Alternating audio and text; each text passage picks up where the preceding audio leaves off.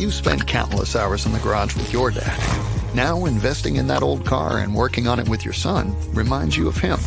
And his legacy lives on. Fund your passion with a low-interest home equity line of credit from Bank of Blue Valley. Hi, Sky. How are you? Ooh, doing a lot better now. How are you doing? I'm good. I don't have my cup. Do you want to know why?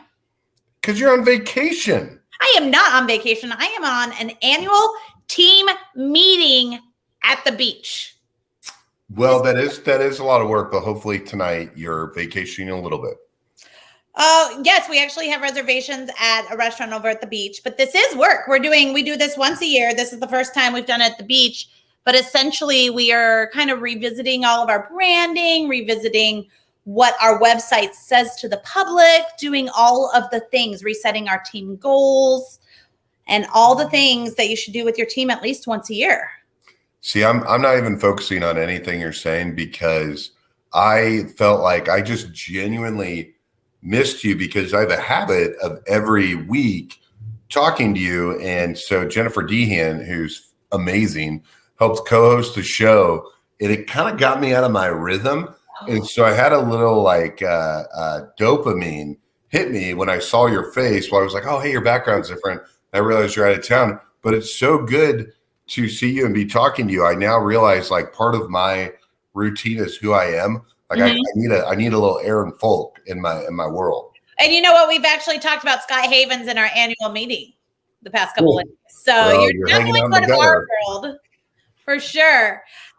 So yes, we're in Virginia Beach. And if you have not been here, it is so stinking cute. We have a team member that lives here. And so we decided to come to her for this meeting. And it is a really cute area. Have you ever been here? I have not. Not? Are you okay? Followed water the wrong way. You're so excited about my annual team meeting. I can tell. Well, I missed you last week for sure. I want to know who else is here watching. And where are you watching from? Are you on LinkedIn, YouTube, Facebook? And are you sitting somewhere beside your regular office? Is anyone else in Virginia Beach? Let me know about that. I'm really excited about our panel today.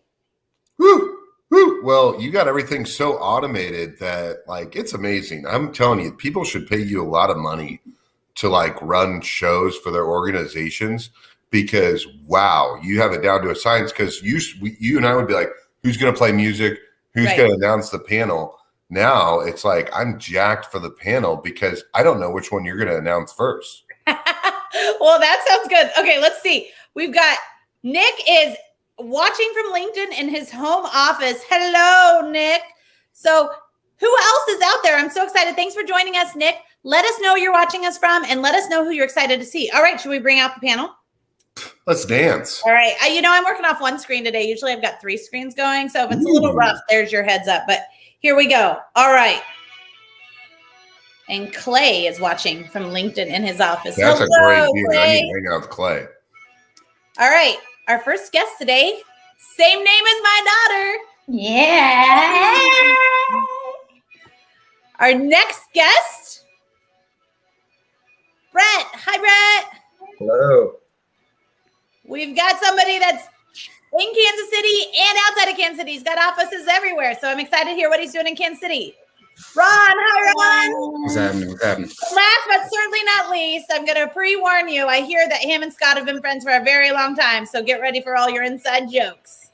Hello. What's up? How are you? Not the right Chicago Bulls song. That's what I get for trying to be sporty. Beck right here says he's watching from his basement.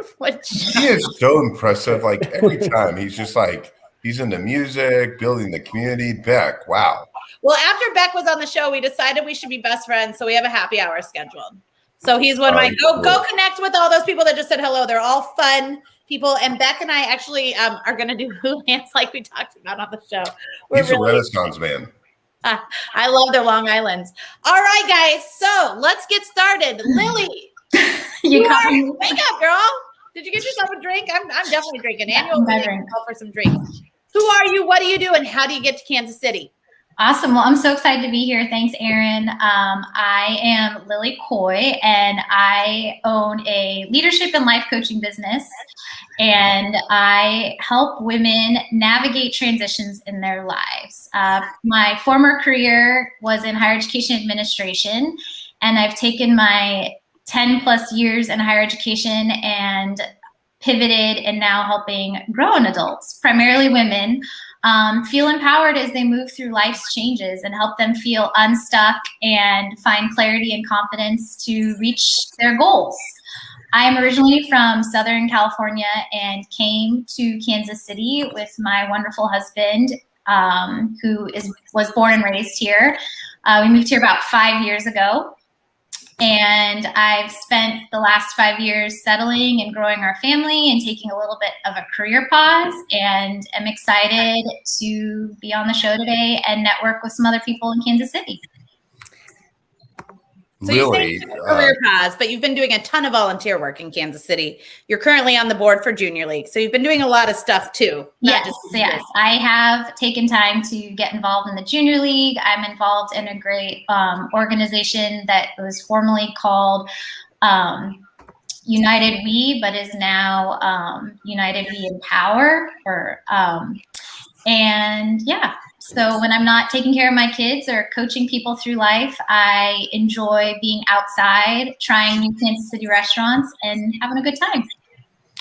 Lilly, one question I have, Erin and I have lunch with one of the new writers for the Business Journal coming up, and we talked about a little bit of a millennial baby boom during COVID. And it's someone that has run businesses, and you coach others on how to run their businesses. You mentioned that you took a pause to raise your family. It's clear that you're an entrepreneur, but when did that entrepreneurial bug just force itself? Like, I know I'm going to get real granular, but How old was your youngest where you were like, I'm an entrepreneur, I'm going to grow this business? And how was that process to, figuring out that's what you wanted to do? That's an awesome question, and I really appreciate it, because I will tell you that one of the biggest mindsets I struggle with is calling myself an entrepreneur. And I think it was actually the start of COVID about a year ago, over a year ago, right? Because COVID started 2020, back in January 2020, I had been on and off the job searching network. I had built a great network in Kansas City. I was going out for interviews, but I wasn't landing a job, and I was really struggling. And it was brought to my attention that I was fighting something, and I couldn't figure out what I was fighting. This identity of wanting to be a mom, wanting to be a professional, and kind of figuring out what I could do and where I could add value. And it took COVID and having to become a lead parent in my household and realizing that I could find flexibility. And that was really my motivation, was I could create something of my own and use skill sets that I've developed in different areas to really harness in on that and help other women through transitions that I've been. And that's really at the center of my business, is that I use my own story of transition. I've been fired from jobs. I've relocated across the country. I've pivoted in and out of things. And I think anybody and everybody can benefit from a coach. And I want to help women believe in that and believe in themselves to really get after their own goals. Yeah, not to follow up, I know Erin's going to transition. I never trust anyone that hasn't been fired, because they have no idea what it's like. I love it. Yeah. And they have no idea how to help other people. And if they haven't bbeen fired, what are they doing? Yeah. So they've had it too easy. So I was fired from Sonic 2 times. Yeah. And trust me. It's a growing pain for sure, but I think it really helps you evaluate what you want and what you value, and that's a lot of life that you learn through those transitions. Yeah, empathy is a superpower, and if people have never been in transition, they just don't have it and they don't understand. Yeah. Well, I'm super excited that you came on the show, because usually when people have struggled with calling themselves an entrepreneur, they also usually tell us no when we invite them on the show. So I was very proud of you for saying yes. Thank you. I think part of growing is making yourself uncomfortable and doing exciting things like this. So I'm excited to be here. I love it. And Neil makes a great point here. Involuntary work pause is what he calls it. You the man, Neil. I like it. I like it, Neil. All right, Brett, who are you? What do you do? And how do you get to Kansas City? All right. Well, hey, thank you for having me. Brett Parsons.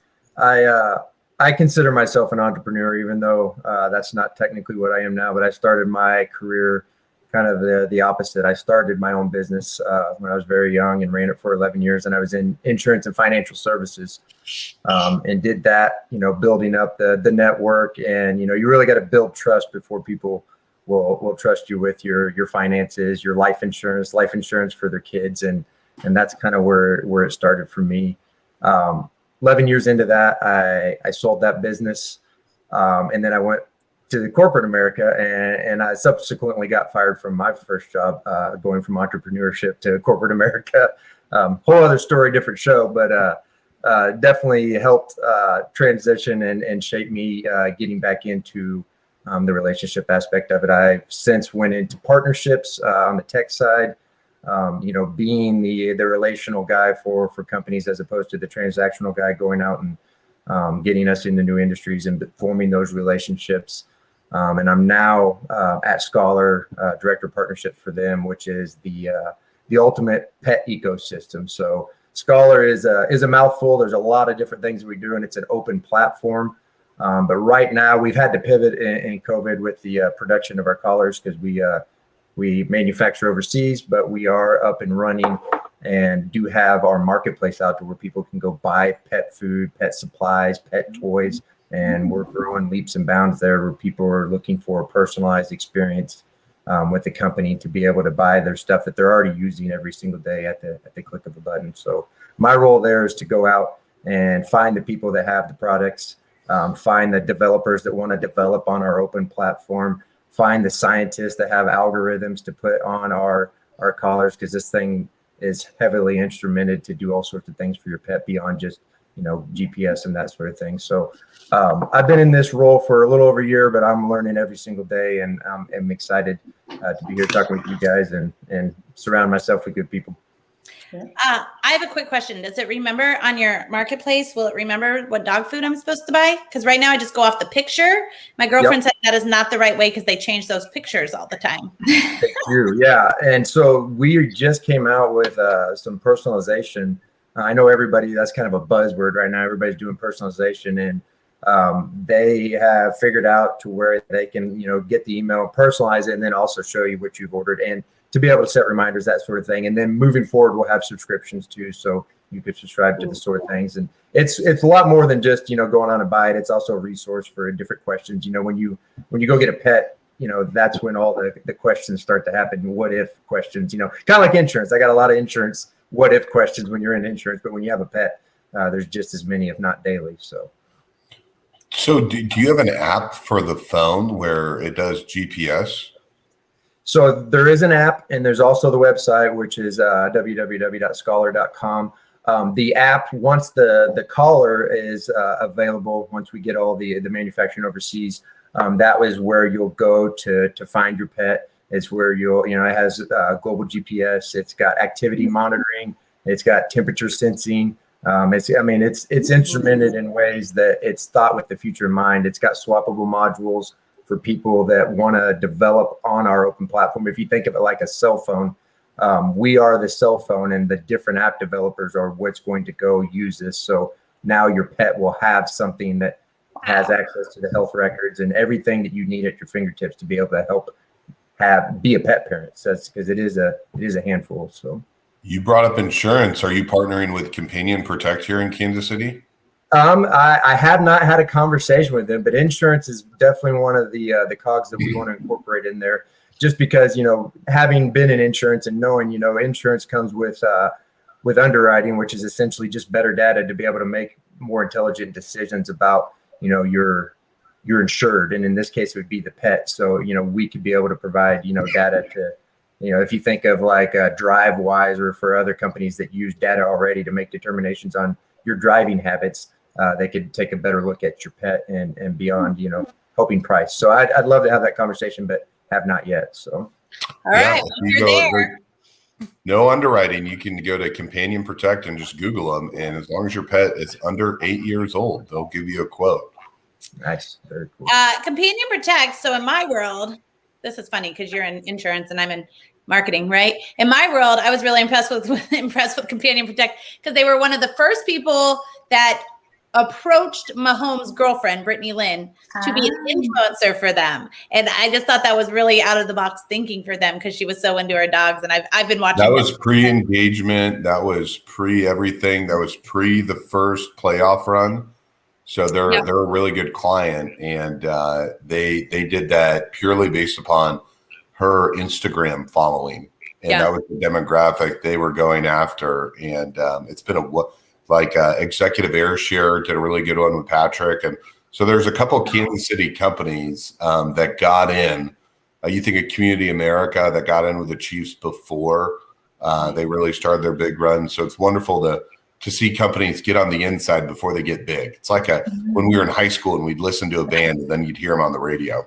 So it's really interesting. I'm sure, I don't know who all's traveled just yet, but anywhere you go now, because COVID shut us down right after the first Super Bowl. But anywhere I go, I've done a few trips here in the past few weeks. The only thing people say now when you say you're from Kansas City is, "Oh, Mahomes." Yeah. And Aaron Fulk, what are you talking about? That's all you get wherever you go. So, well, thank you for coming on, Brett. Ron, who are you? What do you do? And how do you get to Kansas City? Wait, are you in Kansas City? Explain it all to us. Not today. Name's Ronald Davis, Sr. I've been working in marketing and branding. I have a couple of nonprofit organizations I'll touch on. I came to Kansas City. Well, my father's actually born in Kansas City. My grandmother was on the Kansas City, Kansas side. So I've always been in and out of Kansas City. I'm currently right now in Memphis, Tennessee, working on a couple of festival projects for a music festival that's coming here. And most of the time I'm in Dallas. I go to Dallas every other week, it seems like, when I'm not out and about. And then I currently reside in Kansas. So I wish I could get paid to just drive myself from space to space, right? If I could, take advantage of that world. But I'm excited to be here with you all. I work on several different projects. I've had the opportunity to work in the corporate space, but then I'm also a community activist. Culture sensitivity is really important, and we're in a world that's you never know what's going to happen any day. And then from a nonprofit perspective, I'm really big on impact. I think charity is what it is and what we've created over the last couple of decades, but impact to me is sustainable. So one of my nonprofits is with my daughter. It's called Layla's Love. Our ultimate goal is to create tiny home communities for second chance individuals that deal with domestic violence, substance abuse, whatever's happened to them. We want to be involved with that. Some of the experiences my daughter had at a young age with some of her family members. The kid was 7. She said, "We want to go feed everybody." And we started doing that.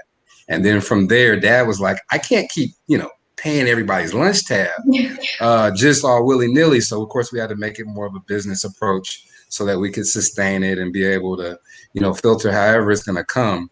We've done projects in Dallas with Layla's Love. We've done projects in Baltimore with Layla's Love. We went out west, and done them in San Diego as well as LA.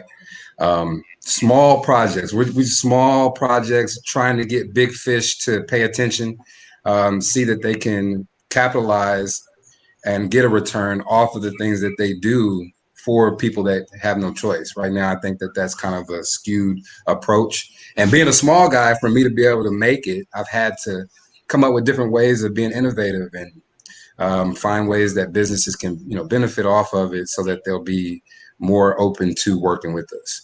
Then the second nonprofit is all about student athlete development. I was a pro athlete for a couple of years. I did arena ball. I did a little bit of practice squad activity in the CFL. Never got that NFL opportunity, but it led me into marketing and branding because that's really all it is.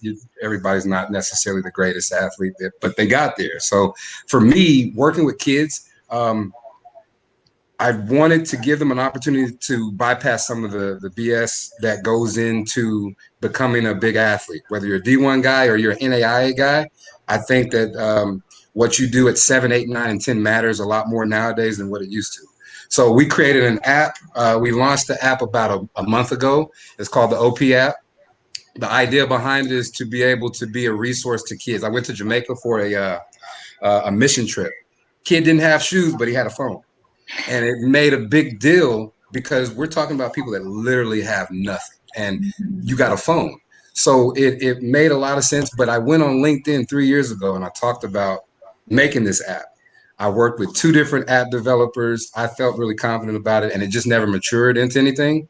And so last year, I said, I'm tired of waiting on people, and I started learning how to code. And so I made the app myself.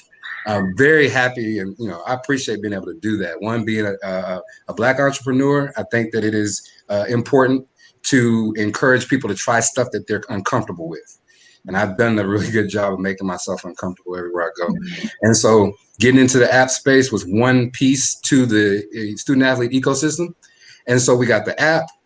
We have a festival that we've created. If you go to opfestivals.com, everything is there. And then the programming side. So I've been blessed to work with some pretty good brands. I've worked with Under Armour, WeWork, Verizon, Target. I've had, we got those brands that we've had the opportunity to work with. But mid-level corporations, small businesses, I feel like they run away from doing certain things that they're capable of doing on the ground. And so the programming side, when we go to a specific city, we're trying to connect with school districts, trainers, tutors, educators, mentors, people that have a brand. I mean, you're going to pursue making money on this anyways. Why not find a way to integrate that into what kids need or what mom and dad needs to help their kid develop at a young age? So those are some of the things. Right? You have an event coming to Kansas City. Yes, we are going through a lot of the COVID mumbo jumbo so that we can host this student athlete festival in Kansas City. Right now, I'm working with Sporting KC and the Hy-Vee Arena on trying to map this thing out. We've moved it into July 20th through the 25th. Everything is on the website though. So we'll do 3 days of workshops for the youth. It'll circle around math, English literature, character development, mental focus, and financial literacy. And then there will be a day where we live stream competition for juniors and seniors, people that may have been overlooked because of the pandemic, various things that just doesn't happen for every kid that wants to go to college. And then on the last day, we're going to make it about the adults. A little bit of golf scramble, have a half-day workshop, and try to get people to be more inclined to work about impact opposed to just giving to charity and thinking that that's enough. Awesome. So the question I have is got to be the balancing of time, because I think the one thing you made a great point is making yourself feel uncomfortable, which is so hard to do, but yet so important to growth. And you live it and you teach it as well. But how do you balance your time and make sure that you're accomplishing everything you're doing? Are you up at 5 a.m. or are you just creating an agenda? Like, what tips do you have for entrepreneurs like yourself that are trying to knock everything out? That is a really great question. And I'm not the greatest at, don't do 100% perfect every day. You're going to fail. You're going to not get up, especially if we have late night crunch hours. I'm a single dad. I got two, a boy and a girl, 12 and 6. They keep me going. So I was really happy that the virtual school came in too, because it is, I got office hours, you got school hours, and now let's figure out how to work it. I would say you map it out, you do the best you can, and you let the day do what it's supposed to. I'm really big into my spirit. And so I try my best to get up early, 5 o'clock, 5:30. It's either going to work or it's not. And then I have my day planned for me. I work with my team via Zoom from 7 till 9. After 9, I go and if I'm depending on where I'm at, will dictate what my visits are like, whether it's with a client or if I'm doing dad things. And then from there, I'm either going to get into the gym early or I'm going to get into the gym late. But unfortunately, when I travel, that part is still like the Achilles heel. How do I balance my schedule when I am like, I've been on the road for 3 weeks right now, and that is, it's been hell, honestly. But I try to connect with the right people and have a circle of folks that maybe they can relieve something for me. And I wish they could work out for me. That'd be dope, right? And then you roll the dice and see what happens. Well, Ron, we really appreciate you joining us. I'll tell you, the gym is not my strength either. So I totally get it. Nate, who are you? What do you do? And how do you get to Kansas City? And why? How do you know Scott? That's right. Hello, all. And thank Aaron, Scott. Thank you for having me. Those are three tough acts to follow, that's for sure. So I'll try to do my best here. Scott Havens and I go way back. Was part of a networking group, Top Gun, in the early stages, and Scott Havens has done an amazing job to grow that group, if you will. So I got into the early stages and fell in love with Scott and his ability to never know a stranger. He could talk to a tree and become friends with it, and I envy that, Scott. So thank you for believing me early on in the Top Gun stages. But I've been in Kansas City since 2011. I basically consider it home, but I grew up in Norman, Oklahoma, and went to the University of Oklahoma there. So Boomer Sooner, national champions in the women's softball. So continue to support Oklahoma. Did you tailgate and watch all the games for the women's softball? By myself in my house, I did, yes. And my wife thought I was crazy. She goes, "How are we in the middle of the day watching softball at 1 p.m.?" But growing up in Norman, you just become that big a diehard fan. But moved to Kansas City in 2011 and worked for KCTV5 on the account executive side. So cut my teeth there of getting to know some really big organizations here in town. Was basically given the phone book and said, "This is your client list, go after it." But it allowed me to learn the market well and really start to begin my networking. And then worked for a few different companies, one being Bread and Butter Concepts, helping Alan and his crew continue to, push the restaurant model and what he was doing, his concept wise. And then spent the last almost 5 years at Sporting Kansas City in their corporate partnership department. And now I'm at a company called Epic Strategies. I followed the entrepreneur route. It's hard to ignore that itch. So I'm part owner in that. And our specialty is strategy. It's in our name. It's helping companies, kind of determine who they are, how to break through the clutter in a very cluttered world. Aaron, as you know, you guys are the experts, and I hope we become just as successful as Aaron is, so I can be on the beach like she is, because her content model and all of that things, plays a big part in what we do, right? And Aaron, you can probably attest to this, that how do you get customers onto your website? How do you get customers engaged with your brand? What is that strategy? So we try to help companies build that foundation so they can go build the house. We help a lot of clients. Sometimes they get out in front of their skis and they want to do 16 million things at once, but we help them narrow it down and really ensure that they're getting a return on their investment when it comes to growing their business. We have a lot of clients that are startups that are looking, what do I do in year 3, year 4 to get to year 10? We have national clients. We have an office in LA where we work with Warner Media and Maricon and some other bigger national clients, but we also work with some of the regional and mid to small size businesses, because we quickly realized that Epic Strategy is that everybody needs help. It's determined how to, I think my passion and what Epic's passion is to help businesses grow no matter who they are, because I think Scott and I talked about this earlier, is, all tides raise everybody up, right? We all work together, and how we do that, sometimes it's a complicated process. So we like to say, exceptional talent at a fractional cost, right? So we've got a team of strategy people that can come in and say, how do we do this for you? And how do we become successful and grow your business so that you can get to year 2, year 3, year 10? So you were a huge brand for Sporting Kansas City. And so I know that was an emotional thing to be pulled away. So obviously it's a great opportunity, but what's a lesson that you learned just in life when it came to the work that you did at Sporting? Because you're interacting with the who's who of Kansas City, and you got to see a lot of things that you probably admired and some of the things that you probably didn't think would be good for your business practice. So what, are some lessons that you learned from having to be around a lot of entrepreneurs and what you did with Sporting? Yeah, no, great question. I think the one thing that really stuck out and what I've learned from that is, entrepreneurs are entrepreneurs, right? Cliff Illig would give tours of the stadium on a game day. And while he's in the middle of a tour, he stopped, picked up a piece of trash on the field and put it in his pocket and kept going, right? Because as we all know, entrepreneurs, you have to wear all the hats.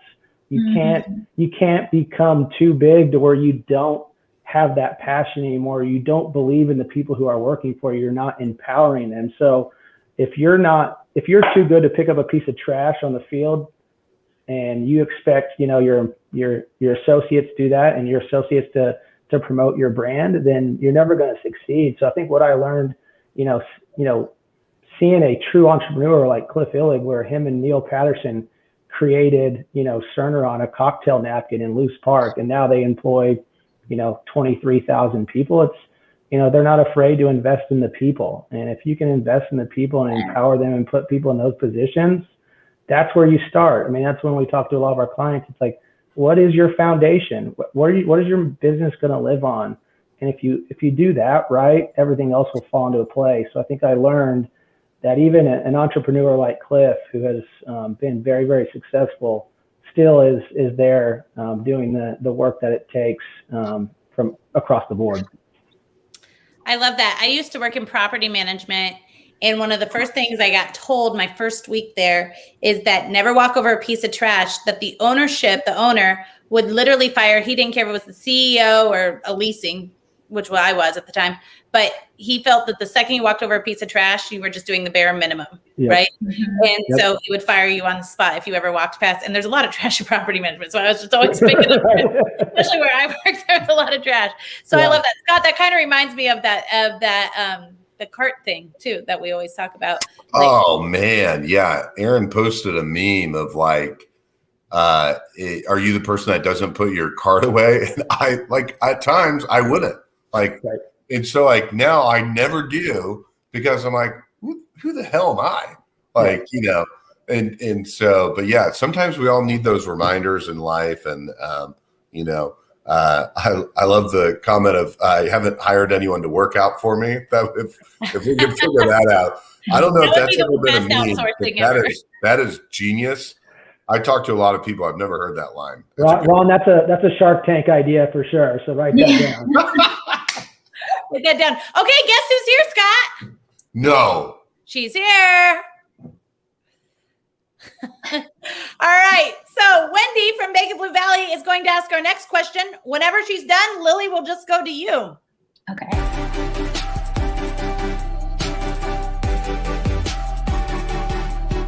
What does success look like for you as we exit the pandemic?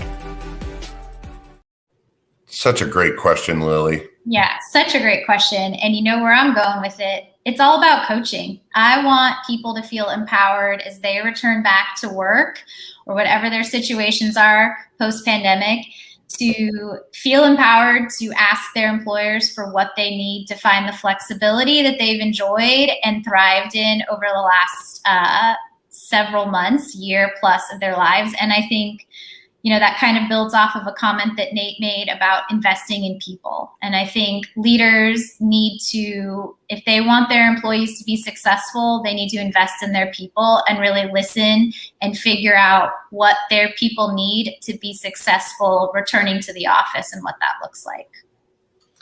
Yes, I would agree. That's a great answer. I'm investing by bringing them to the beach this week, so I'm listening. That's awesome. I think that's awesome, Aaron. All right, Brett, what does success? I've got to slow down I'm taking drinks with leaders a little too strong. Brett, what does success look like to you? For me, it's happiness and multifaceted happiness. Helping run a family. I want them happy first and foremost, but working with good people, I want them happy, and that comes me doing my part as a leader to exactly what you just said. Helping them, coaching them, and really leaning into a team and getting people working together, and which ultimately leads to happiness. I mean, people that are happy are going to work hard together, and that was one of the requirements when I was going into this role. When I was doing the networking and looking around and interviewing, was I just wanted to work with good people, and I found good people, and that makes it happier. That makes the mission, that makes the goal that much easier when people are bought in. And for me, you know, I'm lucky in that I'm married to kind of a rock star in the culture and happiness world. So this is our dinner conversation, and we kind of geek out at dinner and just kind of game plan different strategies. And she's better at it than I am, but you know, it's just me and her and the kids at dinner. And so that's what we strategize about. That's what we talk about. And hopefully we're leading the family in the right way that it transpires and goes into their outcomes as well. So. I love it. We geek out on our conversations too. My girlfriend and I, she's so business. She has a business degree. So we geek out on kind of some of the business side of stuff. And it's fun when you find somebody you can do that with.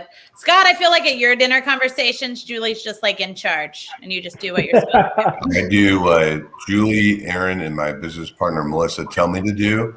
And Lilly, I have one superpower, and it's I work with working moms. So that's the only thing I do, and life takes care of itself. So there you go. All right, Smart Ron, man. what does success look like to you? I think for me specifically, it's a numbers game.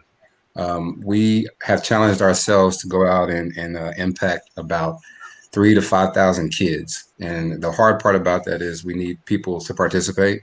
We need big fish, small fish. We need people that actually care about the mission, but then trying to make it well-rounded. Sustainability is my goal. The pandemic really made everything change. So I'm glad that it changed because it made everything a little bit more possible for our brand. Mm-hmm. And so at the end of this year, we hope to have impacted at least 45,000 kids in some way, shape, form, or fashion, whether that's educationally or athletically. Definitely character-wise, we want to challenge people. So for us, we if we get even 1,000 kids, then we did something, but we want to do something that we've never done before. And so that's the number we set for ourselves for 2021. Ooh, I love it. 3,000 to 5,000 kids. Where are you at right now? With Kansas City, we are at 1,200. Oh.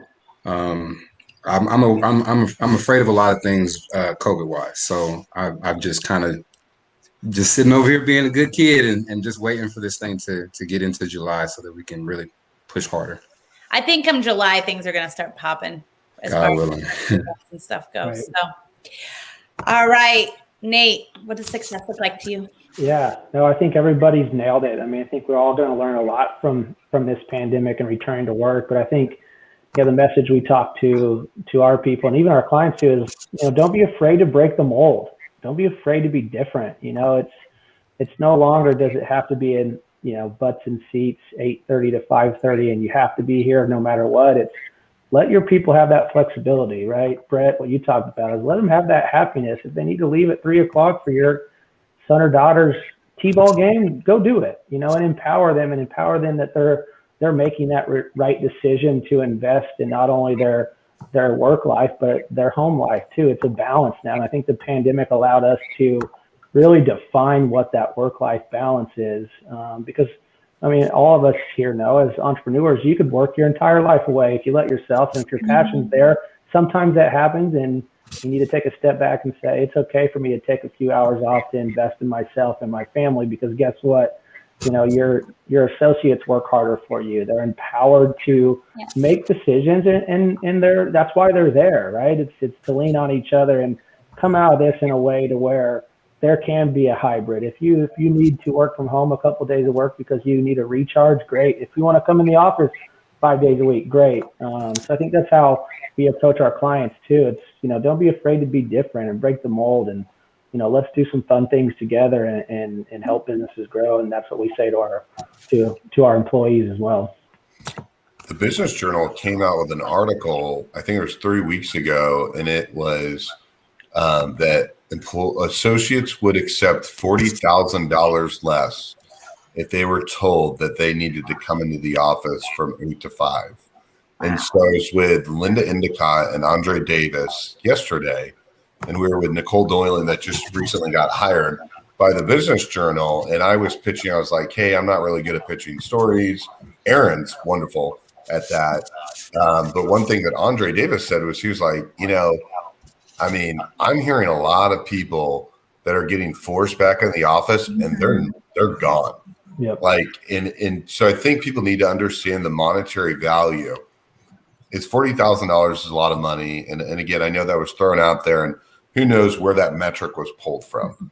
Because Kansas City's median income is maybe different from the vast majority or close to the rest of the country comparatively, but that's a big number. So if people think, 5 or 10 grand, let alone that number, not working with people, it's not going to happen. I thought Cerner did amazing PR when they came out with an article letting people know that they were going to give people the option to work from home or to come in. So they must have been working with a really good marketing or branding company to figure that out, because I felt like that's not usually in their DNA to say that. I think they really took time to study it and learn it, and there was a lot of thought behind it.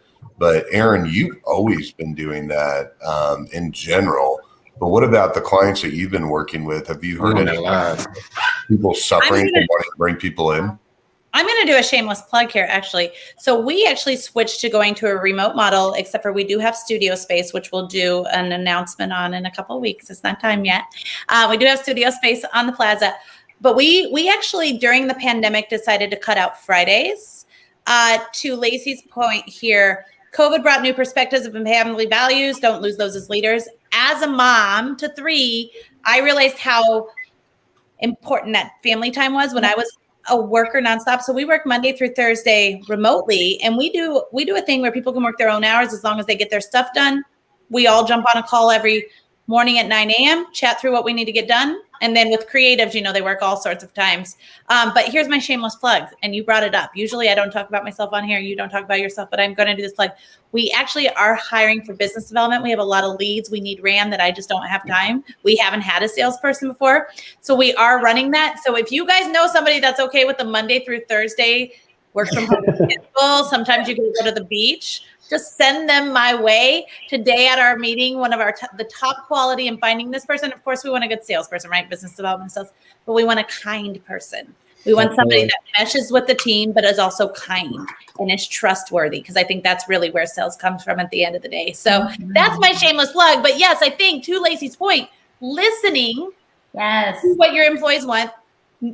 COVID has brought this whole new perspective that if you're just planning on bringing your employees straight back in, that they're willing to cut that $40,000. They've already cut out so much out of their budget. They didn't travel all year. They didn't do a lot of extra things. Nobody had kids activities. They're even saying kids activities are going to be looked at different, right? Because we're spending so much time running around before, and were we spending time with them or were we forcing them? There's all sorts of things. So so I love that. All right, real quick, we got about 15. Yes, Scott. I was going to do a question before an icebreaker. What were you thinking? I was just going to do another question, but if you have one, let's go with yours. Okay, so not to plug another, but Bank of Blue Valley is wonderful, and they're hiring a ton of people, and they actually hire people throughout the country. And especially so if you're bilingual, they want to talk to you.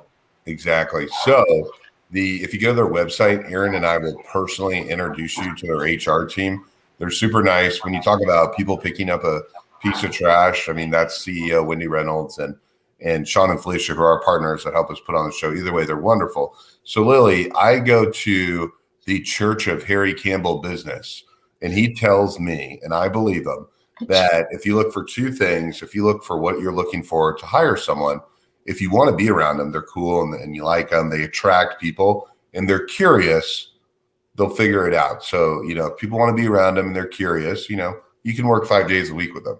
So for you and everyone else, what are things you look for when you're trying to hire a partner to hire for you to work with, or if you're hiring personally, what's something that maybe traditionally we may not, hey, good work ethic, good resume. What's something that's unique that you think of when you're trying to hire? Ooh, interesting question. I'm not hiring right now, but or hiring a partner to work with that wants to hire. I think for me, it's like being a solopreneur, right? Is that the right term to call? I'm a solopreneur. I'm working for myself and building something. Partnerships that I look for, I want people to align with my values. we can have different opinions and practice things differently, but it's really about the core of who I am and making sure that our values, and for me, family comes first. I don't work to live, I live to work, or however that saying goes. And so, like I partner with a woman who's out of Texas who runs a company called Parents Pivot, and it's about working with women who have taken a career pause and want to return back to the work after they have been caregivers. And what does that look like? And how do you get back to work? Brett, what about you? What's one thing that you look for you think is maybe unique compared to what other people look for? Well, the first one would be integrity, which is probably not unique. I think you gotta have that. But something that I always look for in people, and this is just broad, whether I want to work with them or not, just hang out with them, is if they're open about who they are. Yeah. And I can get along with anyone, all walks of life. If they're upfront with me how they are, then as long as I know where they're at on something, we're good. And that to me allows me to be, have a diverse friend group, just because I can get along with anyone. As long as they're upfront about who they are, then we're cool. I mean, so that's what I look for. I don't have a checklist for how you go about that, but it's just kind of reading people and getting to know somebody. Ron, what about yourself? What's something you think maybe is unique when you have to hire someone? Man, I think it's about energy. For me, I wake up every day. I'm ready. I don't care. I think that comes from being in sports and having no choice. One thing sports taught me, you can be replaced every day, every single day, no matter what level either. You don't have to be in the NFL or NBA because that talent is talent. And I feel like that's the same thing in our corporate world now. And so I really look for energy. Like, don't come around. It could be a bad day, but let's still be motivated to get done what we need done and not harp on the bad day, because eventually we'll get through it. And I think that's something that entrepreneurs struggle with every day. Oh, if it's not a good day, then I failed. And okay, you just didn't have a good day, but you can still be happy. So energy is a big one for me. Oh, I like that answer. Nate, you're running a company. What do you think when you think to hire someone? What's a characteristic you look for that maybe is a little out of the norm? Yeah, I think a little bit out of the norm is, we like to dive deep into what future employees, like what their passions are, right? Yes, work is one of your passions, right? Because you need to provide for your family and you do your thing. But, Aaron, as you know, I'm sure you deal with this. You have like in your world with graphic designers and web developers, that's a whole nother world. Like in our world, like we're digital strategists, right? And we're doing SEO. So what makes them wake up in the morning to be energized for their life, right? So in understanding, like, do you support a nonprofit? Do you enjoy pets? Do you what are your hobbies? So we always like to dig down and find out what drives them for work and outside of work. I ask that question, right? What gets you excited about the position you're interviewing for, of course, but what also drives you outside of work? How do you spend your time so you can understand them, right? Brett, to your point, there's going to be mix in your organization. People are going to have different habits, different interests, different strengths, different weaknesses. And by understanding those, that bring your dog to work day. You have a bunch of people that are passionate about pets. Let them do it, right? And like inspire them to take on more volunteer hours, get involved in more nonprofit organizations. With us as an owner, how can I support the people that work for us and maybe support some of their passions and start doing a little bit more and understanding that person more, more depth and finding out who they are. We've seen some big success because we like to invest into our associates and our employees. We do some special things for them, but I want to know that what gets them up at the end of the day outside of the job that they're interviewing for. Aaron, you're running and gunning. What are you looking for? Well, so I wanted to talk to Nate's. I love Nate's. I've never really talked about this, but I love that Nate says, like, what nonprofits. So, like, one of the things, Lilly and I actually, full transparency, know each other through Junior League. And over the years I currently have another Junior League member working for me. And every year there's dues due, right? So one of the things we do is someone had dues with one of their, like, giving back things, or if they have, like, they've committed to raising so much money, we usually will donate that to just take that off their plate so they know we're as passionate. Or if they work for something that just needs more volunteers, we'll do a volunteer day. And really getting into those nonprofits, usually if somebody's doing something nonprofit wise on their own, they're really passionate about it, right? So we really like that. We try to be as ingrained in their stuff as they want us to be. Absolutely. They don't always want to let us know everything, but kind of some of that stuff. I love that point, the nonprofit point. A lot of people, Is that a Gen Z type recruiting tool? So, I mean this in a variety of different ways, but I joke around like the cool hip companies to work for that do the corporate challenge and that have the keg and they, they do all the, you get the sweet potato fry chef. It's a way to recruit, but it doesn't always mean that there's upward mobility. Now, in your organizations, there is upward mobility because you guys are entrepreneurs, but in a lot of ways, something that's really unique, that was kind of a millennial thing. But like for Gen Z, in a lot of ways, if you can say money in and money out, hey, we're going to pay, you're already paying for this. So this is like a salary. That's a great recruiting tool that you're talking about, Aaron. I think you're brilliant because you're basically saying, hey, I'll pay your dues here. I'll pay your dues here. And it's like a value add to come work at the company. Is that kind of what your thought process was with that? Well, so I made a mistake a few years ago where, yes, I thought being one of the cool companies, we do the cool things other teams were doing. And we actually joined a karaoke league because I thought that it sounded cool. I thought I love karaoke. I thought I had a lot of creative.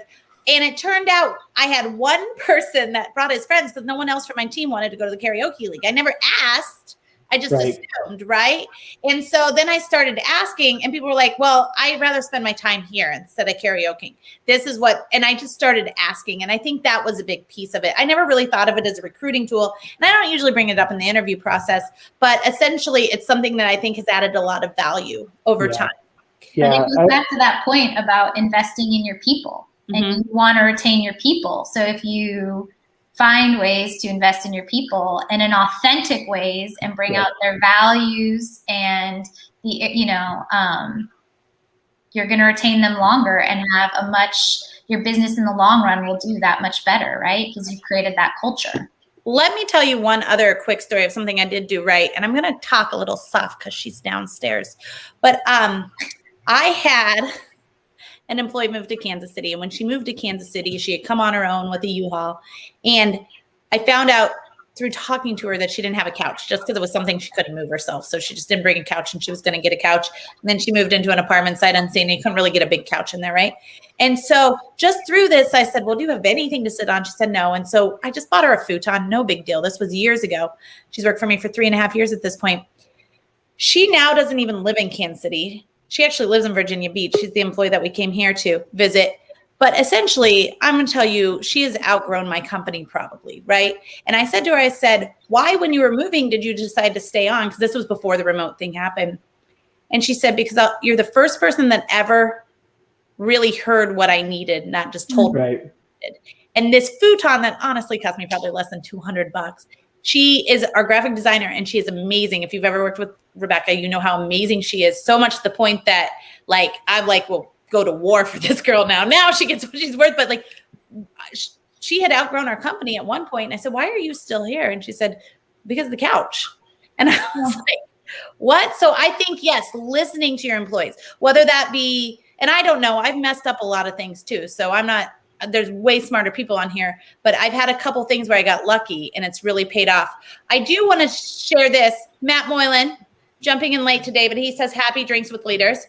Letitia says, hola, make sure that people feel valued. And then I want to just jump into this comment really quick. And if anybody has a strong opinion, we've only got 5 minutes left. And it's deep. But David says, don't lose the family aspect, but remember that company cultures were built over time, primarily through working together. Most companies didn't build their culture primarily through remote work. Does anybody have a strong opinion? Go for it, Ron. So when I onboard someone, we spend an entire 7 to 9 days, we even on a Saturday, where I take personal time to get to know them, have an understanding about what they're going through in life, because that's going to control their remote focus, in my opinion. And then I just believe it's super important to care about how they're going to get the job done, and being in the remote space, we don't know what anyone's, surroundings look like. So I think it gives both sides an opportunity to gain understanding prior to going to battle. So you say meet in person first before remote? Do you think it's important for them to get to know you in person? If it's possible. But I'll spend, like right now, I'm currently onboarding 3 people, and we spend 9 a.m. and then I've done 9, 10, and 11, an hour with them, not just about work, but a little bit of everything, because we don't have those water cooler conversations or the ability to go and knock on the door. Right.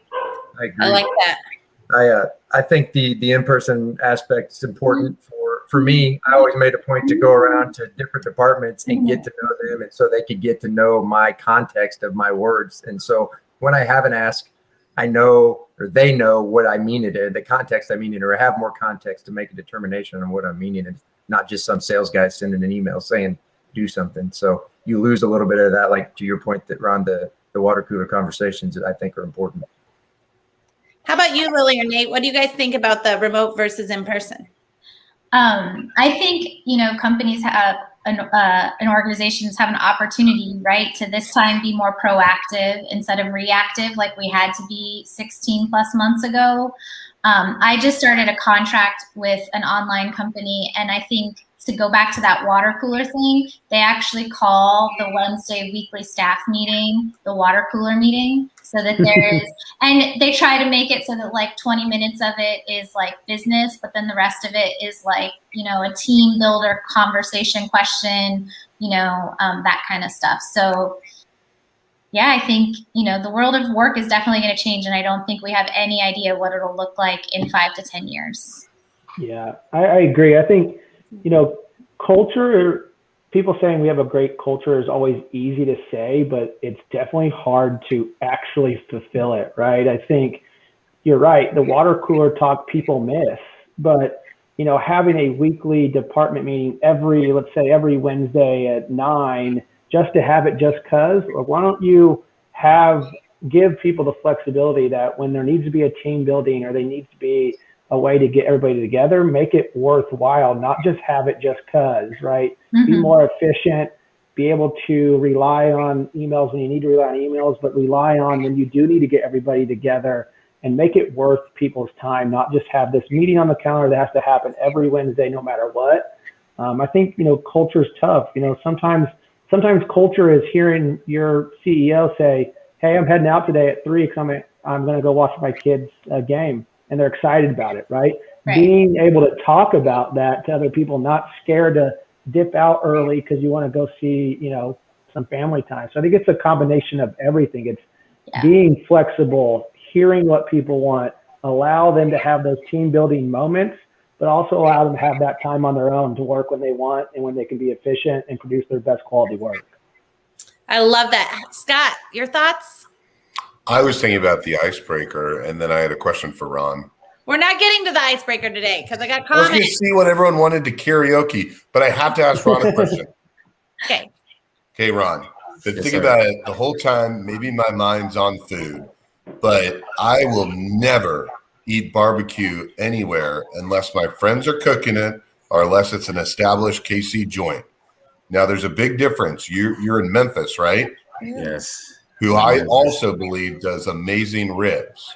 Yeah. So for you, there's no wrong answer, but do you really enjoy eating ribs in Memphis and Kansas City? And if so, do you have some? He lives in Texas too. He's in Texas. Those are yeah, but those boys in Texas, they it's all salt and pepper, and it's not Memphis, Kansas City style. Rob, where's your favorite barbecue place? Texas, Memphis, or Kansas City? Listen, I don't know who's watching this, so somebody's gonna hold this to me. And I made a comment about 4 years ago. I can come to Memphis and not eat barbecue, but I can't go to Kansas City and not stop at Gates. I just can't. It's a good answer. Unfortunately, that's tough, man. But I can't do it. I've never been able to do it. I've literally just got to go get some type of brisket, some type of pulled pork. It doesn't matter. But I'm gonna stop by Gates no matter what if I come to Kansas City. And what a PC way to answer. All right, we got 30 seconds left, and I want to end it with Letitia's made a lot of great comments. So go on LinkedIn, look at Letitia's great comments. Thank you for being so engaged, Letitia. But I want to end it with this one comment because I think it kind of brings the whole show together.